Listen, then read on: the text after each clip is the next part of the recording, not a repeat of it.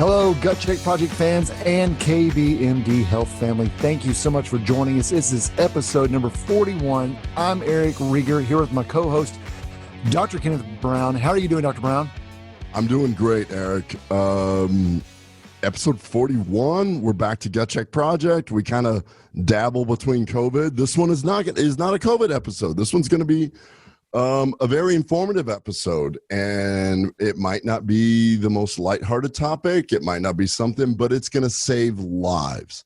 So I want anyone who's listening to this to realize what we're going to talk about is something that's pertinent in the media right now, and we're going to help people. And that's Absolutely. my little teaser. Well, so a couple of weeks ago, what prompted where we are today is Chadwick Boseman, young man, actor. He succumbed to colon cancer. Now, he has a different story that talks about how he kept it under wraps and really no one knew that he was sick. And he battled this issue after being diagnosed with stage 3 colon cancer. He dealt with it for 4 years. And really, it's kind of remarkable how he just wanted to go on living a normal life, and you know, Godspeed to him and his family. What a hard thing to do, but what a soldier he was for him and his family to carry on and try to live a very normal life. But really, what it did for me, being that I'll turn 45 this year, it made me look at myself and my friends and just be reminded that young and younger people are being diagnosed with colorectal cancer. And it's happening at a large clip, far more frequently than it did decades ago. And I think that you will also, we'll use around 1990-ish. It's kind of a mark, a delineation of when things started to change in these trends. But why don't you tell me, Ken, what you think whenever you've begun to notice the trend of younger and younger adults showing up for colonoscopies, and we've found cancer. We've found cancer together with some of our own patients. You know, you and I were talking about this, and all right, so first of all, Chadwick Boseman, I think one of the things about his very tragic death is what a badass. No kidding. This is a guy that can act at a level that very few can get to.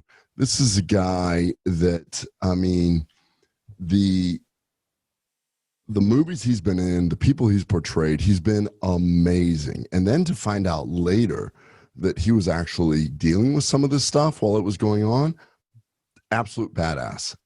And then, no joke, while he was essentially dying, he was doing charitable work, going out, meeting with children that were dying and everything, and never once was like, hey, this is what I'm doing. This all came out after his death. That is so amazing. And you and I were talking, and I'm like, this article came out, and you told me, you're like, hey, I was listening to the radio, and they were talking about Chadwick, and I really feel like you as a gastroenterologist and me as somebody that puts these people to sleep, we have to do this. And I was like, yeah, but everybody was doing it. And you're like, no, we just need to do this because it's there. And now when I sit there and look back at how I have been trying to fight colon cancer, I'm like, wow, one of the greatest people that could move this topic that we're going to talk about, which is why in the world did a 43-year-old man die of colon cancer? I want to give a why to that. And that's what we're going to talk about today. Without question. So there's really no right way to set the table here. And so forgive us here on the show if we kind of jump at different ways on how to approach this issue where colorectal cancer has been appearing far more frequently in the last 2.5 decades for younger people. And by younger people, it wasn't normal for people to have colorectal cancer before the age of 40 at all. And now we've seen here in the last few years where the screening age has moved basically for all insurance carriers from 50 down to 45. And this is to basically capture those who need preventative intervention before it's too late. And go ahead. Oh, no, I was just going to say that's exactly it. You and I live this world. We talk it all the time. And now, because a super likable, lovable person that was taken before his time brings light to something that you and I talk about every single day. We screen people young. We find young cancers. So for me, it's like, it's horrible that happened, but we want to prevent it. And that's what this show's about. It's about finding the science. It's about talking about it. And maybe even if just one person sends their child to go get screened sooner, even if just one person listening to this says, you know what, I've been ignoring these symptoms of my stool looks a little different, meaning it's narrow. Possibly there's a little bit of blood on the toilet paper. Possibly there's something else. Well, then everything that we do is worth it because we get one person to go ask their doctor and say, I want to make a change. Chadwick Boseman was a tragic death, but the problem is that this is a trend of a growing number of people below the age of 50 who are developing colon cancer. And he had stage 4 colon cancer. This is horrific. It's horrible. And as two people that prevent this cancer, it's a timing thing. And that's what this is about.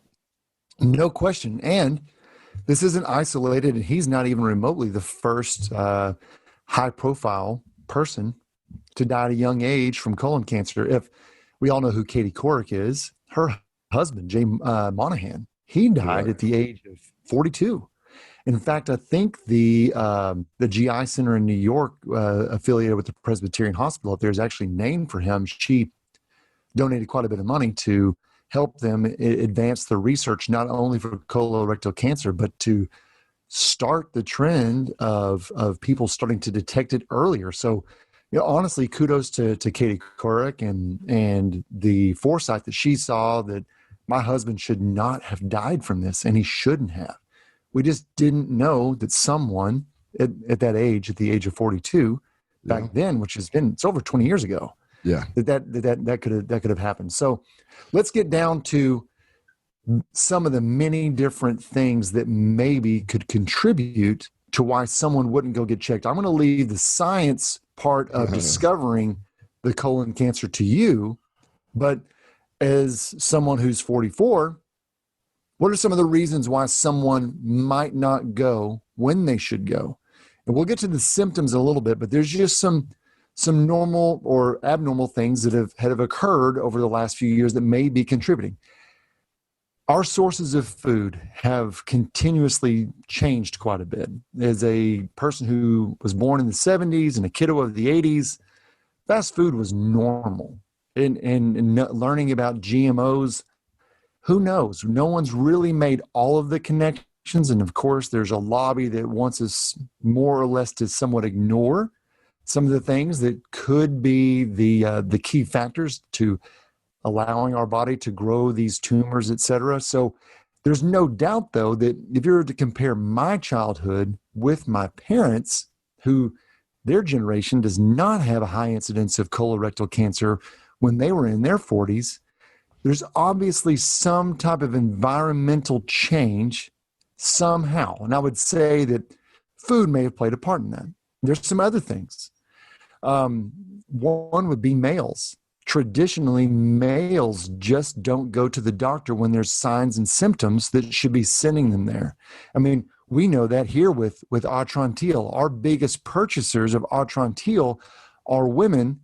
Even if it's for the men in their lives, they actually are the ones who purchase Atrantil more often because they recognize the symptoms and they know that something, number one, should be done about it. And number two, will do the investigation to find out what can be done. It's just facts. But something else that I found was really, really eye-catching, and a lot of it went back to that radio program that we were listening to. Yeah, so let me just stop you right there because this actually started it. Tell me about the station you listened to and what they were talking about. You showed up to work. So one of the beautiful things that happens with you and I work together in one job where we take care of patients, and we work together in another job where we've got this business where we're helping improve longevity, health, anti-aging, all this stuff with Atrantil. But when you showed up that day, you're like, hey, and I'll just let you run with it, because when you started talking about it, I went, wow, that's cool. So I often, here in DFW or Dallas-Fort Worth, I listen quite often to The Ticket. It's a long time standing sports radio station. However, if you're passing through and if you've never listened to it before, it's quite common that it's really just guy talk. And they of course have, they have sports that they feature on there, but for I would say most of the programming, it's really just funny stuff that guys find funny and or interesting. But on my drive in, sounds like our podcast. Yeah, it does sound a lot like our podcast. But on my drive into work, do they make fun of Mike Logsdon at all on the Ticket? Because we do that occasionally. Yeah, Mike, if they knew you, they would. So, or if they covered jiu-jitsu, they could probably have Mike on there. I've got a story about that related to this. So yeah, we're going to tie all this in. It's all coming in. It's all going to come together. A lot of loose strings here, folks, but we're going to pull this together. I promise. So on my drive into work, the Musers, which is the early morning program, Junior Miller, who's one of the hosts, happened to be reading about how blown away he was at Chadwick Boseman's demise. And he is one who has openly expressed that he's dealt with various digestive issues. He's a super athlete. He's a cyclist, a long distance runner, has been for years, very, very, very fit. But he has always been very, very in tune with what he perceives his body does best with: diet, sleep, exercise, etc.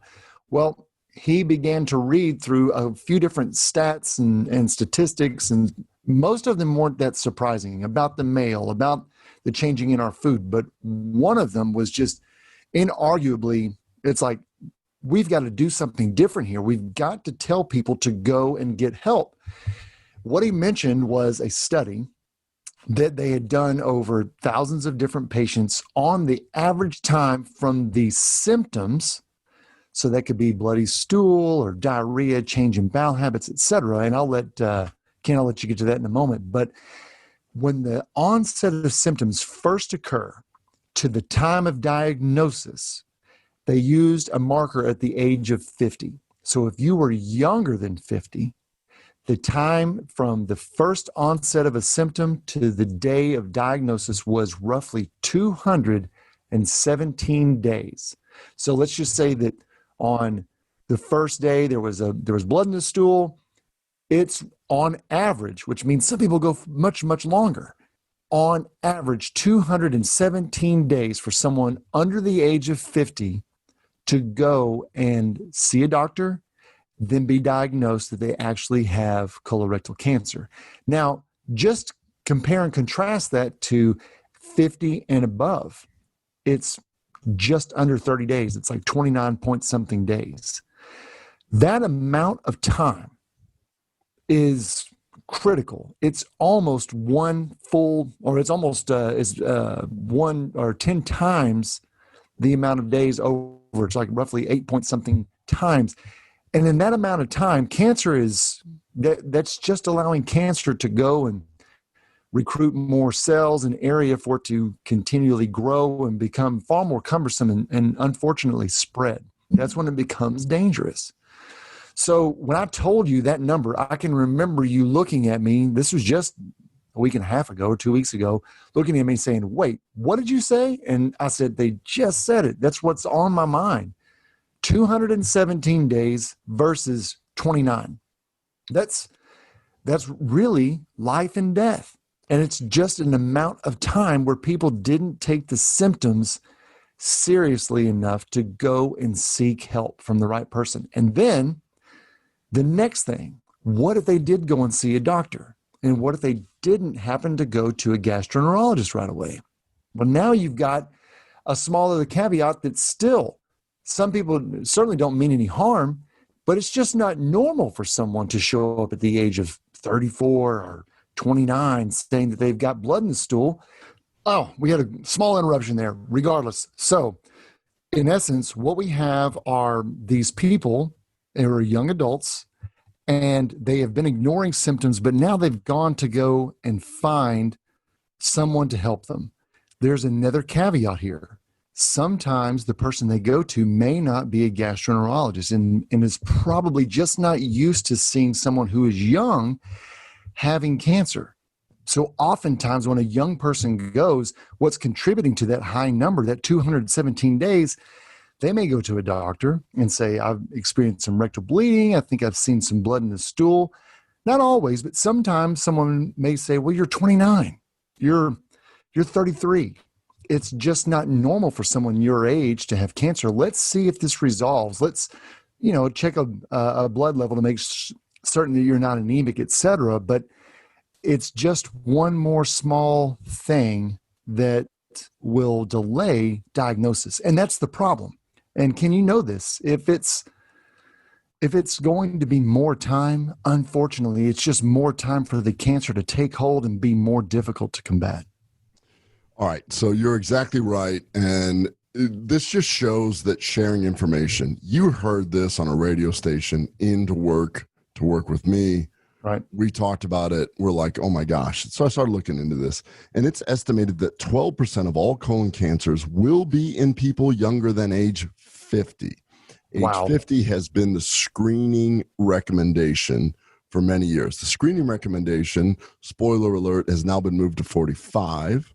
Mm-hmm. And so we'll get into all of that later. But the most important thing for me is that means that 18,000 people will end up with colon cancer below the age of 50 this year that may ignore symptoms. And when we talk about different races, unfortunately, African Americans are at a 20% higher risk.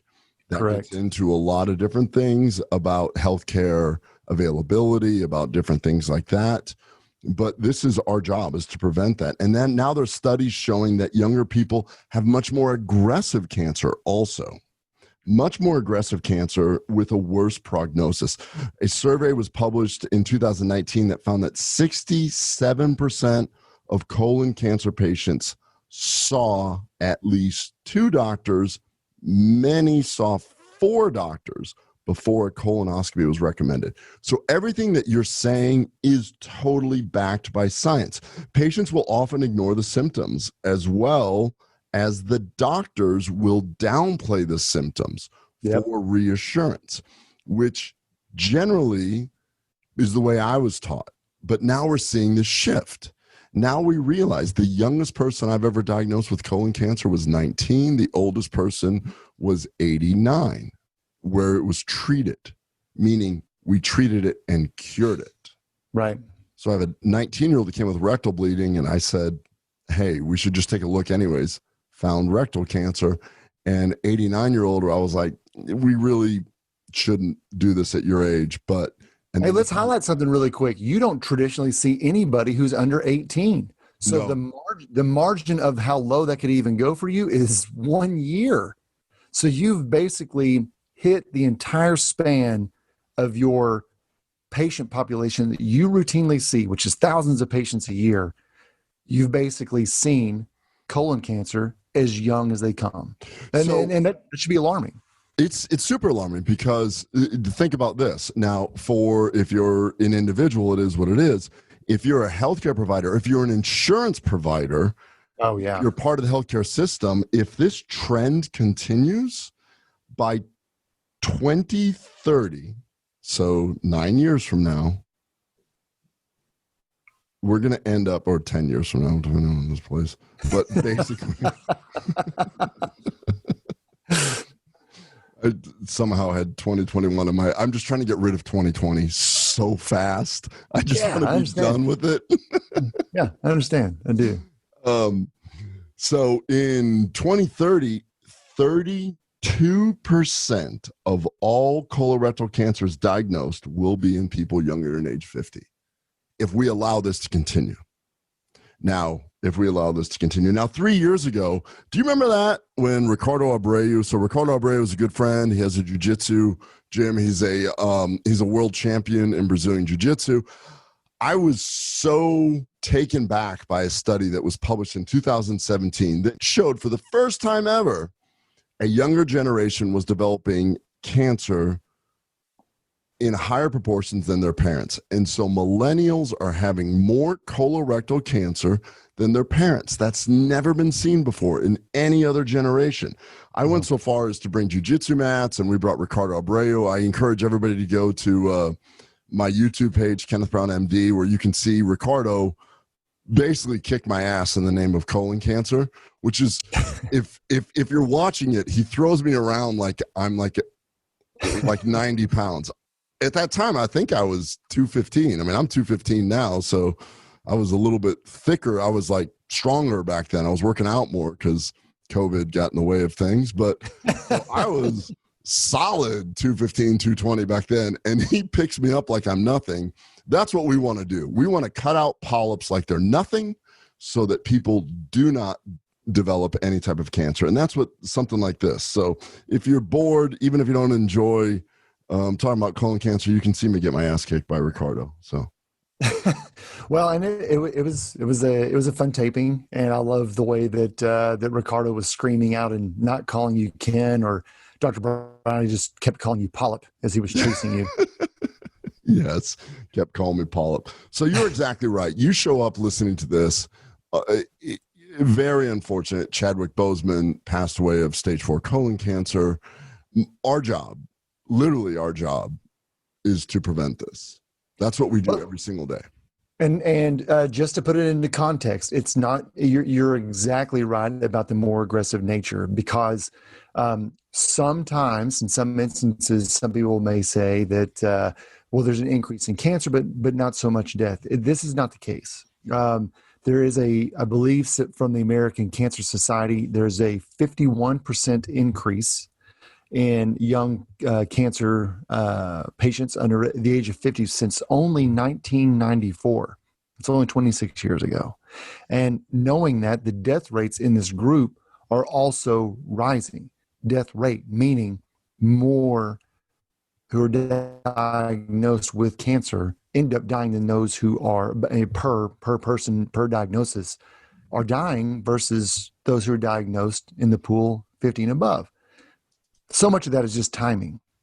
They are more aggressive. So it's just that much more important that we figure out the first onset symptom to go to someone who will be aggressive, and making certain that you don't have something more sinister or serious than. All right, so Eric, I'm gonna leave this up to you, so that people that have attention deficit disorder and want to get off, what are the symptoms they should look for? And if you have any of these symptoms, just talk to your doctor and say, I heard a podcast where even if your doctor says don't worry about it, go, I'm going to worry about it. Send me to a gastroenterologist. What are those symptoms? No, it's always going to be blood in the stool, and that could be a dark, tarry stool out of nowhere. And sometimes, honestly, they kind of stink. Bleeding from in and around the rectum. So bright red blood on the toilet paper or in the underwear or in the stool. Definitely. And abdominal cramping. So sometimes, and tell me if that's wrong, but I think sometimes when we've had folks, they've had kind of unrelenting cramping and they don't know how to describe it. And I've often seen you start with them before we actually do the procedure, and try to get them to kind of localize it or show you where it is. So abdominal discomfort is something. So bleeding, abdominal discomfort, and talk about the stool, ribbon stools is what I'm getting at here. Yeah, ribbon stools, and basically it's basically a change in the shape of the stool itself, because it will come out kind of flattened or something like that. It's mechanical. It means there's a polyp or something causing an obstruction and pushing on it. And then if you go to a family reunion and you bump into Aunt Betsy, who says, yeah, just had my colon cancer removed. Yeah, if you've got a family member, no more than 2 removed, you definitely want to be checked out, and early. Don't wait. Yeah. So these are all Googleable, but this podcast is about trying to figure out the next level. So the question is why? So the study that was done in 2017, the authors of the study, the main finding was that millennials have higher incidence of colon cancer than their parents. Their conclusion was, we don't understand why. Sure. So I started looking at this. When you said that about listening to the ticket, so why? And I started thinking, you said at the beginning of this show, our diets have changed, things have happened, whatever. So let's talk about that. Okay. Let's talk about possibly why. Now, this is not my research. This is me looking at other scientists that have done this. But as we always do, if it makes clinical sense and physiologically I see it, that the body can do this, and then anecdotally I see it in my practice, I feel very strongly that these kind of things correlate. So even if somebody says, well, there's no large randomized placebo-controlled trial on this and that, if it makes sense and we see it on a day-to-day basis, if I had the time, I would publish the two together. And that's what we're doing right now. This is a unpublished study in the form of a podcast where we get to look at your beautiful hair while we do this. It's probably debatable, depending on who you're asking.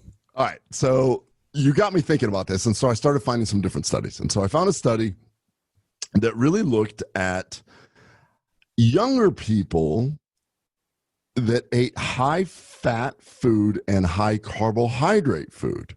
So whenever we talk about the standard American diet, the SAD diet, it's the two together. It's not that one is bad or the other is bad, but somehow when you combined refined carbohydrates with poor fats, it's a recipe for disaster.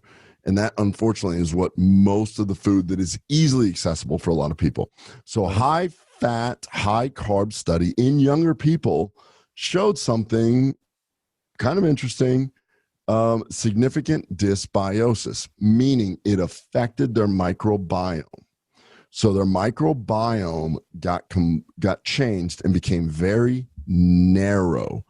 On other podcasts, we talk about the microbial diversity, meaning you want to have a lot of different ones. When you eat a high fat, high carbohydrate, refined diet, you narrow your microbiome. They linked this to causing obesity. In the original 2017 study, they tried to say that maybe it's obesity causing the cancer. And so the key is that the dysbiosis can alter an epigenetic phenomenon. And what that means is your microbiome can turn on genes in your body. Keep that in mind. So the microbiome is super important. And then I started thinking, well, is this just a US phenomenon? Found multiple studies in other countries where they're having increased risk of colon cancer as well with that. So this got me thinking. And at least there's a clue to all of this. If the microbiome plays a role, and we know that when you disrupt the microbiome, you epigenetically predispose to forming precancerous lesions, Right. known as polyps.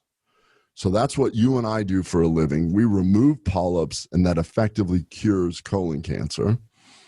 A really interesting study came out in 2019 in March where they looked at mice. And you and I talked about this because I threw a fit that one day at the Endo Center where we offer sodas, pops, or Cokes, depending on your vernacular and what part of the country you're at. If you're in the Midwest, I guess it's a pop. Sodas Northeast, Cokes are South. Georgia, Yeah. Southeast. Yeah. Oh, and just so y'all know, this is just water. This is not soda. Waterloo. Yeah. Yeah, I'm pretty adamant. So if you're a parent and you're listening to this, pay very close attention to this part, because nobody's discussing why millennials are having higher colon cancer, and I'm trying to figure it out. One way, the hint is it affects the microbiome. If Right. you're not feeding your microbiome the appropriate thing, it predisposes you to polyps. Then, using that logic, a group of scientists took mice that were knockout mice, meaning that they were predisposed to having polyps. And then what they did is they gave them the equivalent of 1 can of soda of high fructose corn syrup. So basically the amount of high fructose corn syrup in 1 can of soda, they gave to the mice daily. Not like a whole can to a mouse, the equivalent of a tiny little can to a mouse relative to what a human would drink if they drank however many ounces. How many ounces is that Waterloo that you're in? Is that 8 ounces? 12. I think it's 12, yeah. So 12-ounce can. And so they figured out that polyps love high fructose corn syrup. Cancers and polyps. Now, when I say polyps, what I mean is early cancer. So this goes with all cancers. Colon cancer is the thing we're talking about today. This goes with all cancers. Cancers love sugar. They love the fuel. They grow quicker than your other cells. They need that fuel. So these guys showed that when you give high fructose corn syrup, the rates of cancer and polyps was super high compared to those that did not get the high fructose corn syrup. And they even thought about the whole obesity thing. And they said, no, we're only going to give one can. These mice will not become obese. We're just going to see what just the high fructose corn syrup does. And what they showed is that when you eat fructose, unlike glucose, glucose is imported into the cell through a glucose transporter. Fructose is passively absorbed through what's called the GLUT5 transport system. Why is that relevant? As it turns out, you can overwhelm the GLUT5 transport system really easy. So if you're like, he's being too nerdy about this stuff, if you happen to be a triathlete or a marathon runner and you're on your run drinking goo, trying to give yourself energy, because it was always shown that fructose can be absorbed quicker, and then you end up having diarrhea after the second or third pack of this, you've overwhelmed your fructose absorption ability. Problem is when you have high fructose corn syrup, which is a refined form of fructose, which is a whole separate discussion on how maybe that is the root cause of a lot of our metabolic syndrome problem. Yeah. So this blew my mind. When you drink too much, and it's not very much at all, I'm talking less than a can a day, that fructose doesn't get absorbed. The high fructose corn syrup doesn't get absorbed and goes to your colon undigested, where they showed that's where polyps and cancers adapt. They love that stuff. And they say, bring it here. Bring it here. I want that. And so now we bring the microbiome back in. Now we've got a microbiome that's being fed high fructose corn syrup. They start sending signals to the brain that says, we want more of that. The polyp is like, oh yeah, we want more of that also. Oh yeah. And these researchers showed that the fructose gets converted into a fatty acid that promotes tumor growth. In fact, it'll actually rewire the polyp to the point that it will prefer high fructose corn syrup. So if you are doing this on a regular basis, you're setting yourself up for a serious problem. They have shown that there's actually something called the Warburg effect. And the Warburg effect increases something called glycolysis, which leads to increased fatty acids in these tumors, which promotes metastases. Remember, so metastases is the spread of a tumor. Spread of cancer, yeah.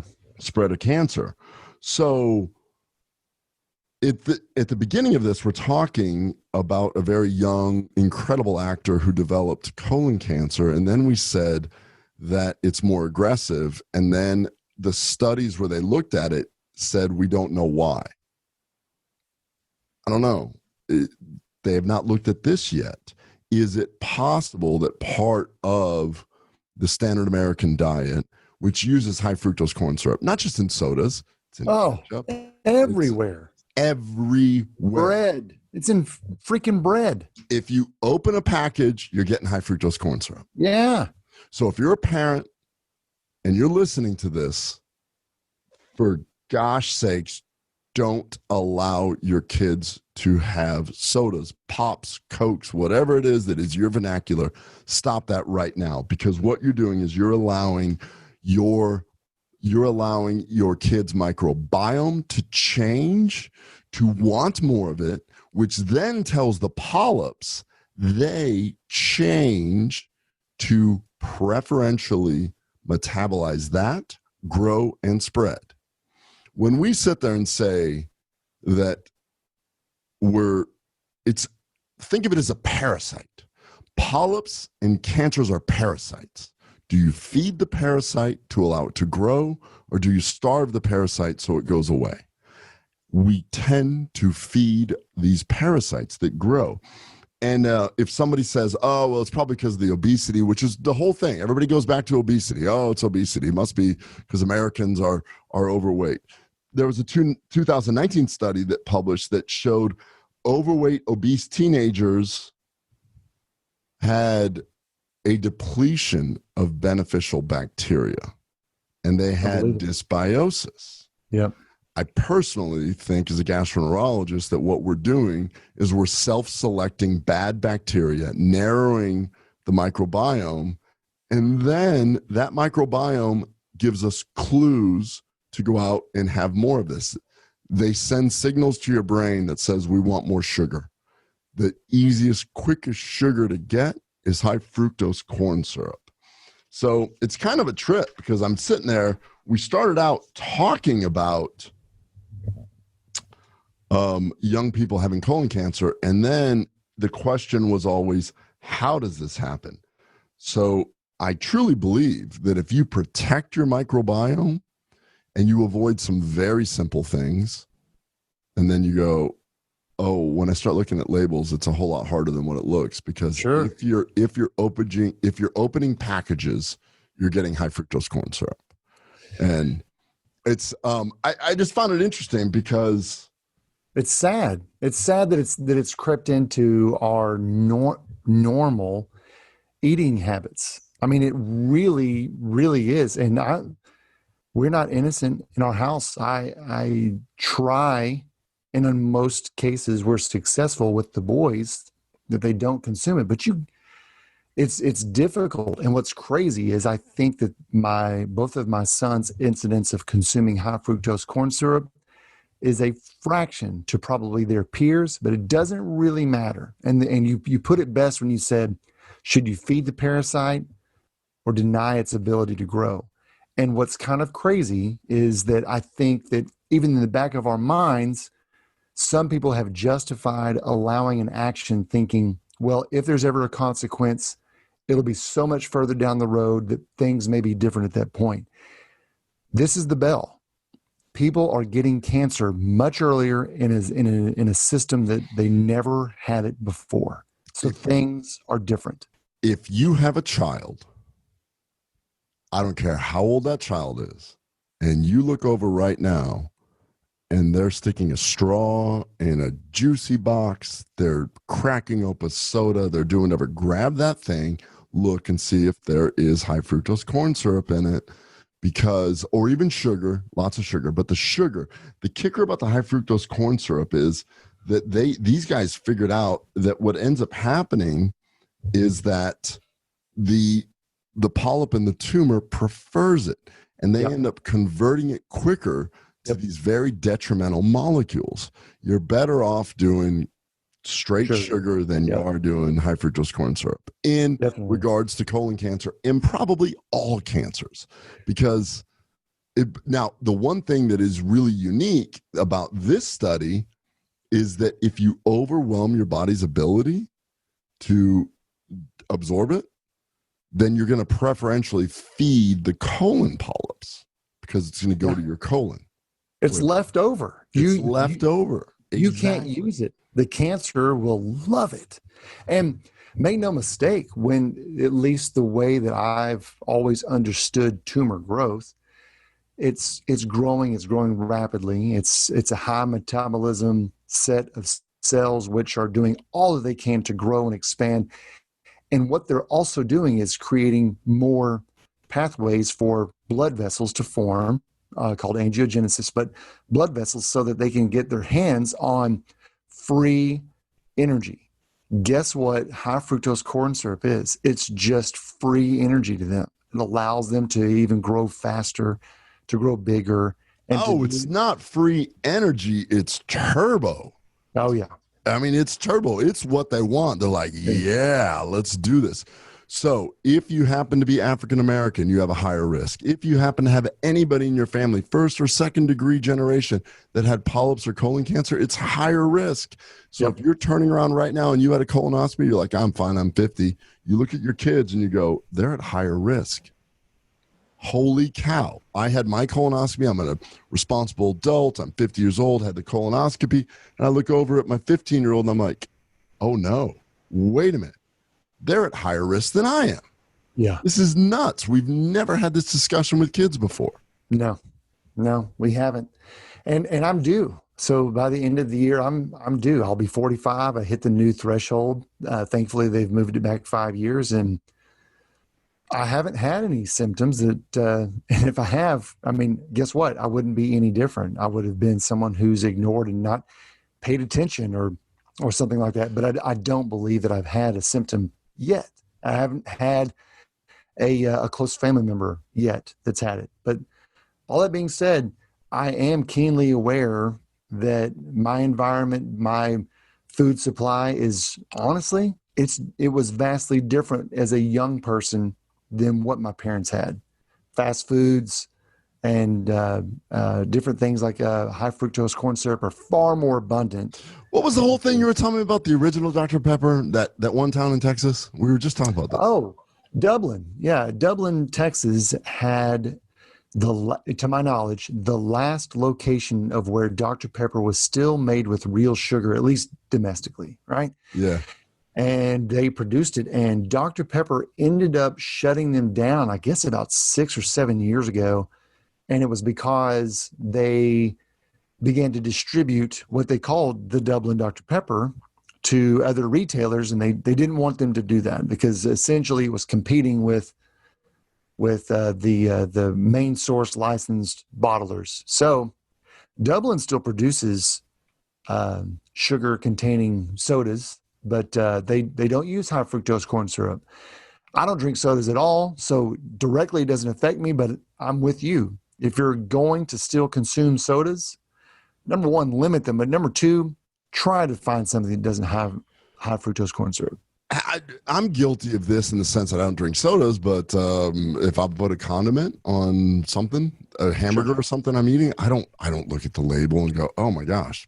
Then you start looking and they all got it. They all got it. They all got it. You're like, okay, just know every single time it's okay. Everything, we get back to the moderation thing, but just know if you got a critter growing in you, if you got a little parasite called a colon polyp and you're doing that, it's loving it and growing. And definitely. So, hey, you know what else? And side note, some of your favorite brands, if you said condiment on burger, this is perfect. Some of America's favorite brands, like Heinz ketchup, for instance, they've actually been listening. And really? It's not the biggest seller yet, but even on the shelves of Walmart, they oftentimes will feature either organic or no high fructose corn syrup ketchup. So some of these brands really do want to help make the change. The truth is, until more people buy them and consume them, they're not going to produce them. They're a company like anything else. They want to see the numbers. They want to see if it latches on and if it resonates with people. And I think oftentimes people don't appreciate that there's a new choice out there and how important it is to be made aware of why there is a healthier option offered. It's usually because of something like this. Yeah, let's just reiterate. Let's just recap what just happened on this, because I think generally you and I joke around a little bit more on this podcast, but this is not a joking matter.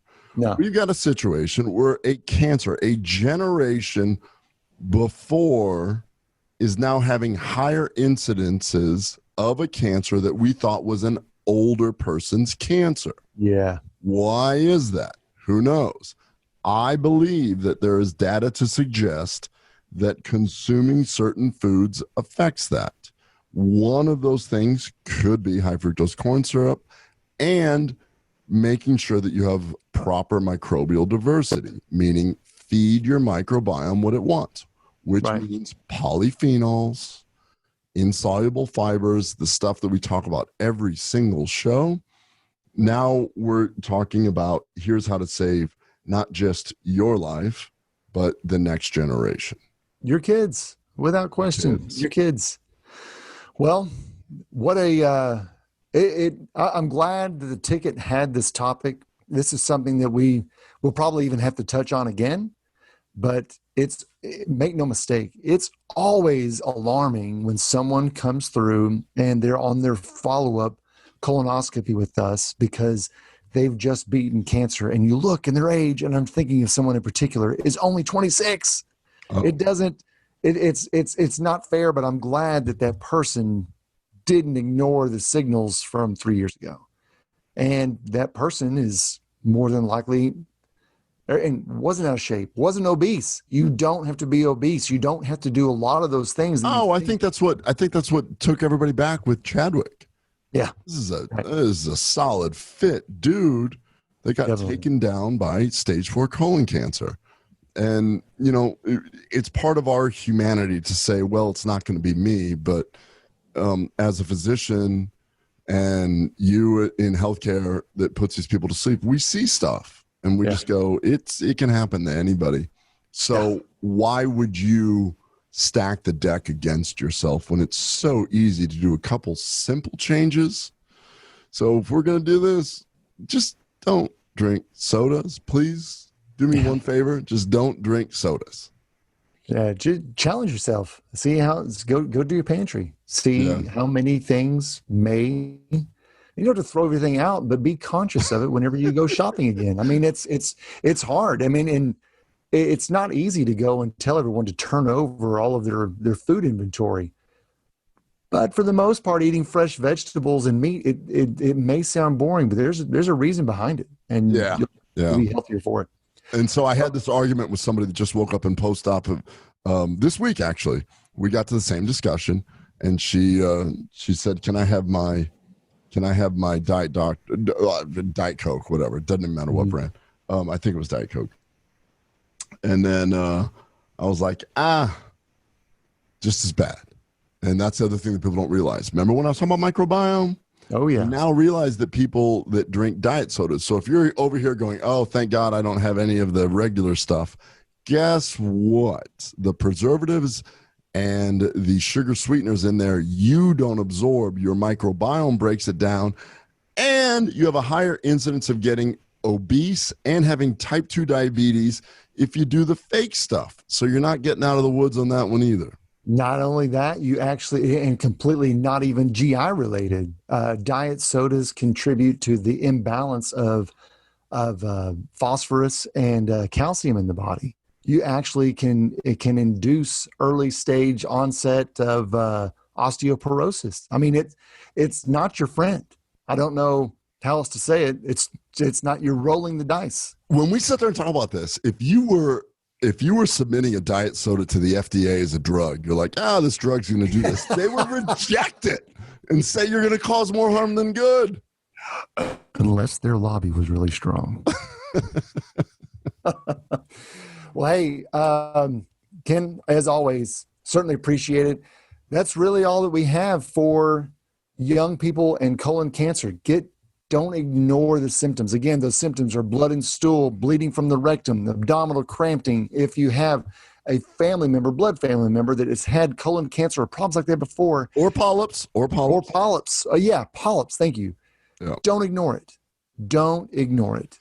Change in stool caliber, abdominal discomfort. If you have this, it is your right to talk to your doctor about it. And it's also your right to go, I would like this evaluated, because peace of mind. And totally forgot. My colonoscopy is on YouTube. We put it there so that you can see that it's not a big deal. So I would like to put to the audience there, how should we do Eric's colonoscopy? Should we film it live? Should we do it with lubrication? Should we do it with sedation? let's, I see you as the David Blaine of colonoscopies, where you just molecular make a. I'm really glad that we talked about all of this stuff beforehand. This sounds really good. I think that we could top David Blaine's little holding on to the balloon thing. We could do a colonoscopy at 15,000 feet, possibly. Sure, that I would imagine we'll probably live stream it on some platforms I'm not familiar with, like MySpace and Snapchat. So we'll just see what happens. Regardless, I think I'm due for my colonoscopy this year. You're due. Dr. Ackerman's due. A guest, the substitute co-host, he's due. We should have a colonoscopy palooza someday where we just show. I mean, we both try to practice what we preach, and I try for the most part eating healthy. Unfortunately, did we comment on my tie-dye shirt here? Not yet. But is that done by the famous Carla? That's done by the famous Carla, who also happens during COVID to becoming a badass baker. And so I sit there and say that I practice what I preach, but when I come home from work and she's like, "Look, Boppy, I made lemon bars." And, it's your daughter offering it to you. And you're like, "Okay, I'll humor you." And you're like, "Oh, my God, they're so good. I'm just going to. But it is with real sugar, though. It is with real sugar. With real sugar, which is also something that I try to actively avoid. But when your sugary little daughter offers it to you and she worked hard at it, it's hard to ignore. And then you're like, "Oh, wow." It's kind of like a shirt. She's like, "Can I tie dye your shirt?" And I was like, "Yeah, whatever. I'll throw it out." I'm like, "Oh, it looks awesome. I love it. I'm going to wear it." Hey, Carla, and your daughter should also know that you get comments every Friday that you wear those tie-dye scrubs. Everyone loves them. So those are awesome. Well, I think that'll do it. Please like and share. If you've got a younger family member that you just want them to be aware of this, send it to them. Send them this video. Hopefully we can just get through to them. It just takes a little bit of time. They don't even have to watch the whole thing to start getting the gist of the information. But anyhow, so Gut Check Project, episode number 41, young people, unfortunately, are showing up with colorectal cancer too. If you got symptoms, go get checked out, like and share, check out our sponsors. Dr. Brown, anything else? No, that's it. And I just think that it's I consider it an honor that you and I get the opportunity to save lives the way that we do. I consider it an honor that we can be on a platform like this and tell people, because once again, one person thinks of something and says, "You know what, I'm going to go ahead and do that," then it's all worth it. Yep, absolutely. We'll see y'all next time. That was episode 41. Take care. Take care.